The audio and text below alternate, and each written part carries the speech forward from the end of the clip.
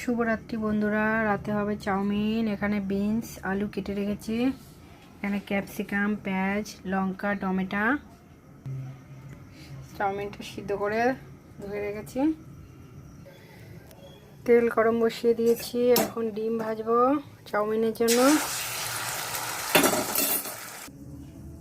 ডিমটা ভেজে নিয়েছি, তেল গরম হয়ে গেছে, এখন আলুটা আর বিনসটা